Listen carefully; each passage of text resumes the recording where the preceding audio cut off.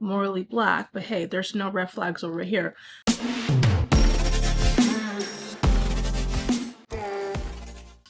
Oh yes, this is one of my favorite flavors. Okay.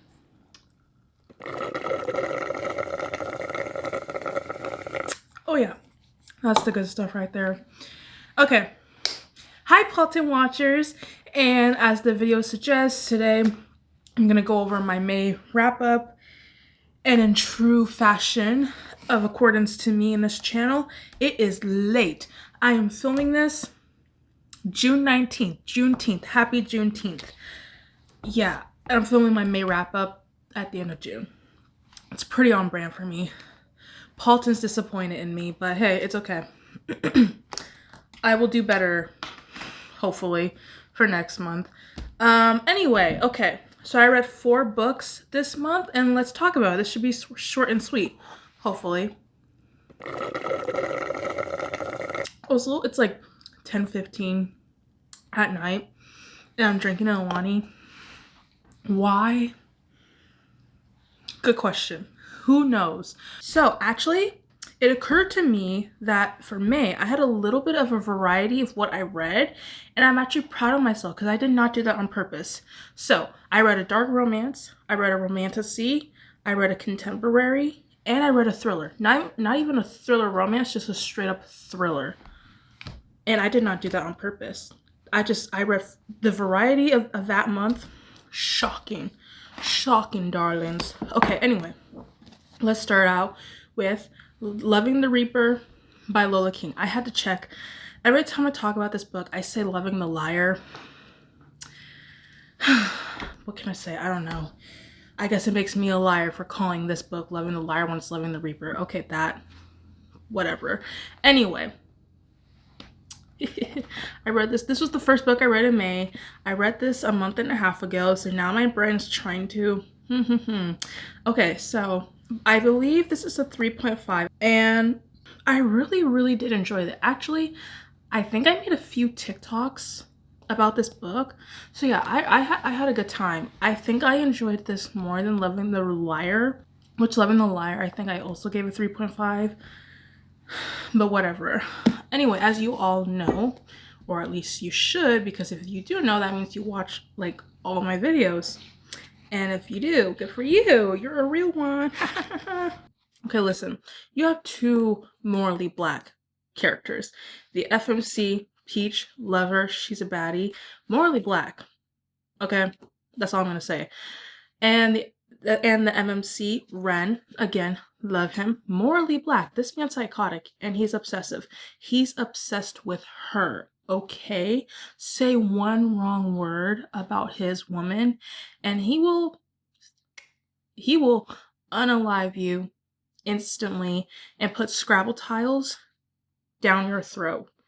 And the Scrabble tiles will say, I love you. And that's a message to Peach. Okay? Listen, this is childhood best friends to lovers. This is one of my favorite tropes ever. Okay, I'm assuming you all know that because you fucking should, because I've said it more than once. And then this is my first time I've seen this trope, best friends to lovers, in a dark romance book. I ate it up. I loved it so much. It was so good. Again, you have the secret society. You have Hermes, who's blackmailing Peach with something, and she's kind of controlling, Hermes, she's controlling all their lives, this group or whatever. And listen, I had a good time with this book. Nobody knows who this person is yet, so it's kind of like Gossip Girl. Also, I have a theory on who it is. I cannot say. Well, no, I guess I could say. No, I'm not gonna say. But what I will say is, if you read Heartless Beloved by Lola King, that's where I'm getting my theory from. That's all I'll say. That's all I'll say. Oh, so to add a little more context, okay, like now my memory's a little, like, listen, I read this like in the beginning of May, and now it's the end of June. Whose fault is that for me not remembering all this? Yours. But hey, It's okay, I forgive you. Either way, fiery FMC. Okay, oh, also a woman in STEM, okay? She is pursuing a science degree. Don't remember which one, but she is. I love that for her. Oh, did I mention that he's been obsessed with her for years, pining after her for years? He yearns for her. And when he finally can manipulate her and blackmail her into being with him, does he take that opportunity? Oh, yes, he does. Yes, yes, he does. As I said, morally black, but hey, there's no red flags over here. They're only pink. And the pink turns into green. Okay. Again, 3.5. I had a good time. I'm very much looking forward to Loving the Tormentor by Lola King. I am so looking forward to that. Then after I read Loving the Reaper, I read Quicksilver by Callie Hart. Okay, so 3 stars. This was good. This was a romantasy. Oh, this was an audiobook. I did listen to this with an audiobook, and I have to say, yes, I enjoyed it, but I'm glad that I had the audiobook because I don't know if I would have finished it if I didn't have it. And I also don't know if I would recommend this for beginners, but that's also just me because I'm slowly like dipping my toes into fantasy more, and so I don't, I wouldn't really know, but I would say I feel like the world building or whatever in this book is a little more complex, but again, that's just my opinion. So yeah, but I also had the audiobook to help me out. Either way, she is thick. She is thick, but I had a good time with this book. It was good. I would say, I think this is advertised. I could be wrong. I could totally be wrong. But I do think that this is advertised as like a enemies to lovers. I wouldn't say so. I would more so say like reluctant allies, you know? It didn't end on a cliffhanger, or at least to me personally, I don't consider it a cliffhanger. But then again, if you love the book, then you might consider it a cliffhanger. But even still, it's like very minor. Yeah, I don't really have much to say about this book other than it was 3 stars. I had a good time. I enjoyed it. And she's thick. And I will be reading the next book when it comes out. Yeah, I don't know. It's kind of hard for me to really talk about this book because, again, I read this like a month ago, but also it's fantasy. And so, I feel like it's a little harder to talk about fantasy. But yeah, anyway. Okay. Next, what I read after Quicksilver was Blindsided by Amy Daws. I don't know why I still don't have this book. I'm gonna buy the book eventually because I love this book so much. This was a reread and it was an audiobook. This time around, I listened to the audiobook. The first time I read the book was back in July of 2024, so almost a year ago. No audiobook. But this time, back in May, I read it with an audiobook and I loved it. I loved it just as much as last time, which is good because sometimes with rereads, this doesn't always happen, but sometimes, you don't always enjoy it like you did the first time. But this was not the case with Blindsided. I love this book so much. I had such a good time. This book in particular is what made me fall in love with contemporary romance, because before I was strictly dark romance. I mean, of course, I have read other contemporary romance before. Like every now and again, I would read something that wasn't a dark romance, but Blindsided is what made me love that genre. It's what made me start reading more contemporary romance, and I'm ever so grateful because I have since found a lot of amazing contemporary romance books that I adore, and it's all thanks to Blindside. Okay, this is a best friends to lovers romance, sports romance.